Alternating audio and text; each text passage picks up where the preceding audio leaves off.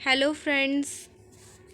कल इस क्लास का कुछ मटेरियल रह गया था रीड होने। चलिए आज उसको स्टार्ट करते हैं। तो वेलकम एवरीवन। की टीचिंग के स्तर हैं autonomous development, memory, understanding and reflective. Autonomous development level स्वायत्त विकास स्तर पहला स्तर होता है ये, और ये छात्र केंद्रित है।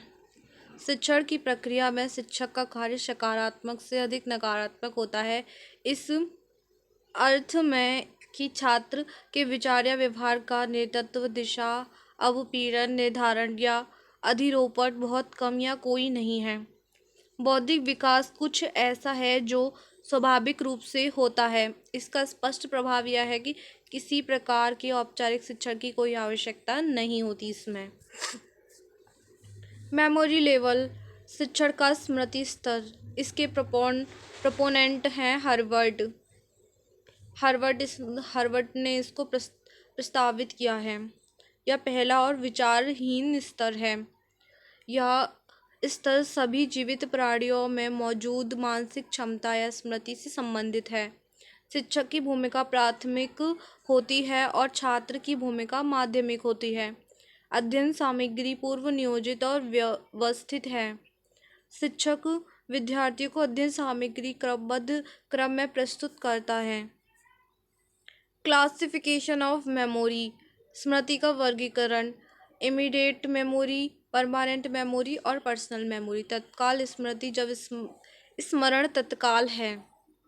स्थायी मेमोरी सामग्री को लंबे समय तक याद रखना। व्यक्तिगत मेमोरी पिछले अनुभव को याद करते हुए हम अपने व्यक्तिगत अतीत के अनुभव को याद करते हैं।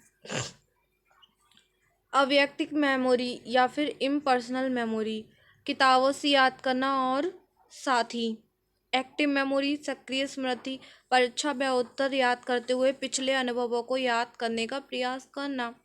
पैसिव मेमोरी निष्क्रिय मेमोरी, प्रयास के बिना पिछले अनुभव को याद करना। मैकेनिकल मेमोरी और फिजिकल मेमोरी यांत्रिक स्मृति और भौतिक स्मृति। भौतिक को किसी भी कार्य को बार बार करने की आदत हो जाती है। रटन या रोट मेमोरी बिना समझे तथ्यों को रटना। लॉजिकल मेमोरी या तार्किक मेमोरी बौद्धिक का उपयोग करके कुछ सीखना और ज़रूरत पड़ने पर इसे याद रखना।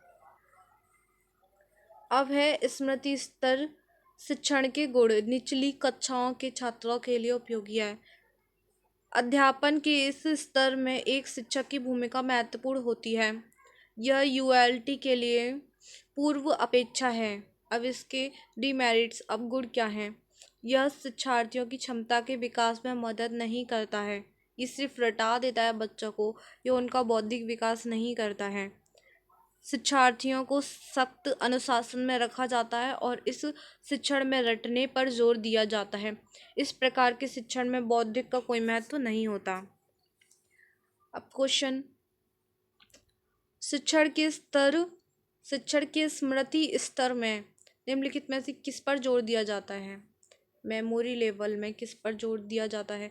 विचारों और योजनाओं का संगठन, तथ्यों के बीच संबंधों को देखना, व्यवस्थित प्रस्तुति से त्वरित पुनरुत्पादन या गंभीर सोच, तथ्यों की सही अनुक्रमण में महाभारत, एक विशेषता को दूसरे से अलग करना।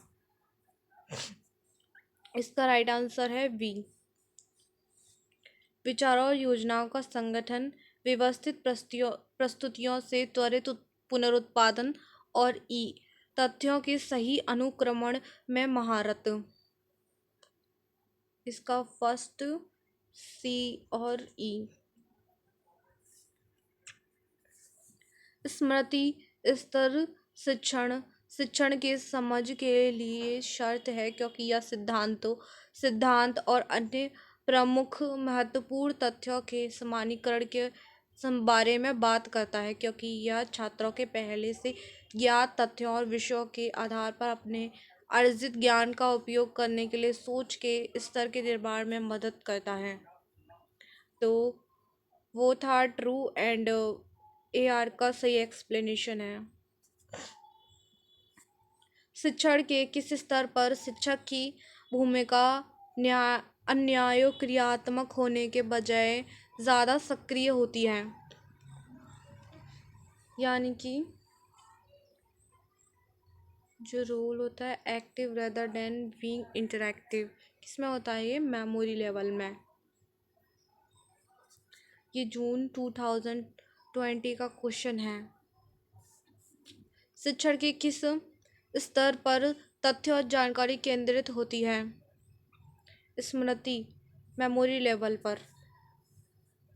अब सेकंड है अंडरस्टैंडिंग लेवल, बोध स्तर। मॉरिसन यूएलटी के प्रमुख प्रस्तावक हैं। इन्होंने इसको दिया है अंडरस्टैंडिंग लेवल को।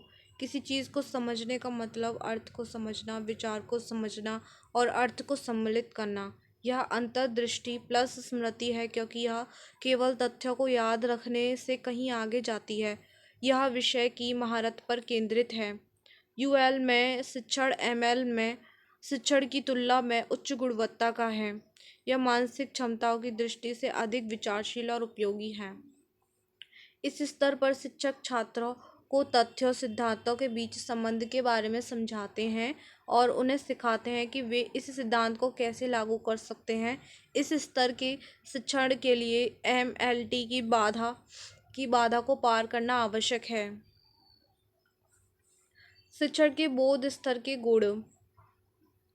शिक्षण के इस स्तर पर शिक्षार्थी अपनी सोच समझने की क्षमता का प्रयोग करते हैं। इस स्तर पर प्राप्त ज्ञान आरएलटी का आधार बनता है। वे जानकारी और तथ्यों और उनके उपयोग और उद्देश्य को समझकर सीखते हैं। इसके अवगुण क्या हैं? डीमेरिट्स। इस स्तर पर शिक्षण विषय केंद्रित है। इस प्रकार की शिक्षण निपुणता पर बल दिया जाता है।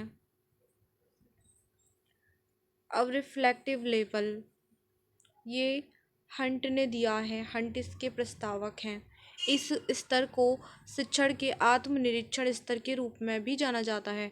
इसका अर्थ किसी चीज़ के बारे में गहराई से सोचना भी है। परावर्तन का अर्थ है किसी समयावधि में किसी चीज़ पर सावधानीपूर्वक विचार करना।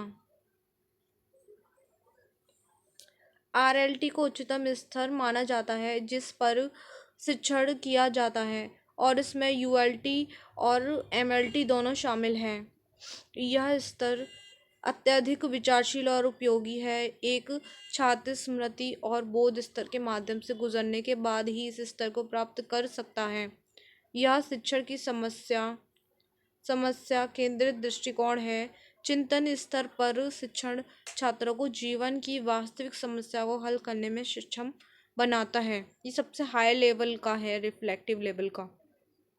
कक्षा का वातावरण खुला एवं स्वतंत्र होना चाहिए। छात्र प्राथमिक स्थान लेता है और शिक्षक माध्यमिक स्थान। जहाँ पे जो स्टूडेंट होता है वो फर्स्ट स्टेज पे होता है और सेकंड स्टेज पे होता है टीचर।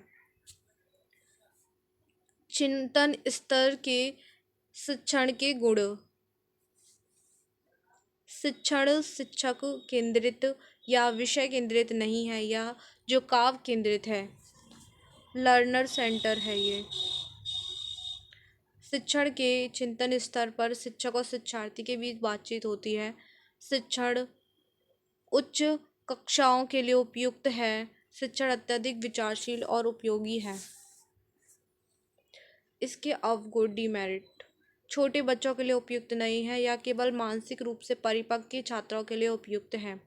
इस स्तर में अध्ययन सामग्री ना तो आयोजन किया जाता है और ना पहले से योजना बनाई जाती है, इसलिए छात्र अपने अध्ययन पाठ्यक्रमों का व्यवस्थित और संगठित ज्ञान प्राप्त नहीं कर सकते हैं। अब है असर्सन। शिक्षण के चिंतनशील स्तर में शिक्षक की भूमिका लोकतांत्रिक है, क्योंकि वह छात्रों पर ज्ञान को लागू नहीं करता बल्कि उनकी प्रतिभा और क्षमताओं में विकास करता है।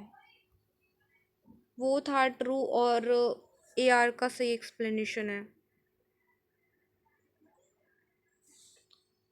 आर एक का सही एक्सप्लेनेशन है। निम्नलिखित में से कौन सी शिक्षण के चिंतन स्तर आरएलटी की विशेषता नहीं है? आरएलटी की विशेषता नहीं है। मॉरिसन मॉरिसन इसके प्रस्तावक नहीं, हंट हैं। शिक्षक निम्न स्तरों में से किस स्तर में माध्यमिक और निष्क्रिय हो जाता है? Secondary and passive. ये हो जाता है RLT में, जहाँ पे स्टूडेंट प्राइमरी और टीचर सेकेंडरी हो जाता है।